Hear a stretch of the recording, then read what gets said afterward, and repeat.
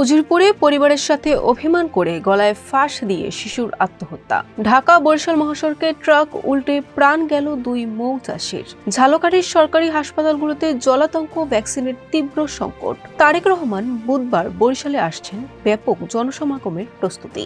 ঝালকাঠিতে ছেলের দায়ের আঘাতে প্রাণ গেল মায়ের। হাতির ঝিলে পিকআপ ভ্যানের ধাক্কায় বরিশালের পথচারী নিহত। ঝালকাঠিতে আদালত চত্বর থেকে ভুয়া আইনজীবী আটক। রাজাপুরে জামায়াত প্রার্থীর প্রচারে বাধার অভিযোগে সংবাদ সম্মেলন। আসসালামু আলাইকুম, বরিশাল নিউজ থেকে রাত ৯টার শীর্ষ সংবাদে আমি ফারহানা করিম তুলি। এতক্ষণ শুনলেন সংবাদ শিরোনাম, এখন বিস্তারিত। বরিশালের উজিরপুরে ১১ বছরের শিশু অভিমানে গলায় ফাঁস দিয়ে আত্মহত্যা করেছে। ঘটনাটি ঘটেছে উপজেলার শিকারপুর ইউনিয়নের পশ্চিম জয়শ্রী গ্রামে। সে ওই এলাকার নাসির সর্দারের পুত্র। ঢাকা বরিশাল মহাসড়কে ট্রাক নিয়ন্ত্রণ হারিয়ে উল্টে খাদে পড়ে দুই মৌচাষী নিহত হয়েছেন। সোমবার ভোররাতে মাদারীপুরের রাজৌর উপজেলার পশ্চিম রাজৌর বড় ব্রিজ ডিভাইডার মোড়ে এই দুর্ঘটনা ঘটে। ঝালকাঠি জেলার সরকারি হাসপাতালগুলোতে জলাতঙ্ক ভ্যাকসিনের তীব্র সংকট সৃষ্টি হয়েছে।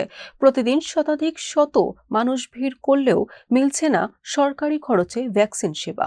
দোকান থেকে কিনতে গিয়ে হিমশিম খাচ্ছে দরিদ্র মানুষ। বিএনপির ২০ বছর পর বুধবার বরিশালে আসছেন বিএনপির চেয়ারম্যান তারেক রহমান।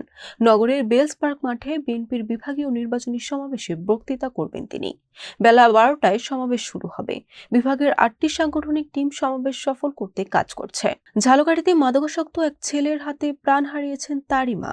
রোববার দুপুর আনুমানিক ২টার দিকে সদর উপজেলার গাবখান ধানসেরি ইউনিয়নের বৈদারাপুর এলাকায় এই ঘটনা ঘটে। নিহত শেফালি বেগম ওই এলাকার মৃত মোহাম্মদ আলী খানের স্ত্রী। রাজধানীর হাতির ঝিলে পিকআপ ভ্যানের ধাক্কায় এক পথচারী নিহত হয়েছেন। নিহত ব্যক্তির নাম আব্দুল হামিদ খান।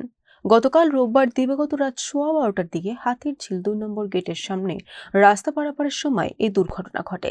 তিনি বরিশালের বাসিন্দা। ঝালকাঠির আইনজীবী পরিচয়ে প্রতারণার অভিযোগে এক ভুয়া আইনজীবীকে আটক করেছে পুলিশ। সোমবার দুপুরে জেলা আদালত চত্বর থেকে তাকে আটক করা হয়। আটক ব্যক্তির নাম মঞ্জুরুল আলম। ঝালকাঠি ১ আসনে জামায়াত ইসলামের মনোনীত প্রার্থী ডক্টর ফয়জুল হকের দাঁড়িপাল্লা প্রতীকের প্রচার প্রচারণায় বাধা দেওয়ার অভিযোগে রাজাপুর প্রেস ক্লাবে সংবাদ সম্মেলন অনুষ্ঠিত হয়েছে। বরিশাল নিউজ।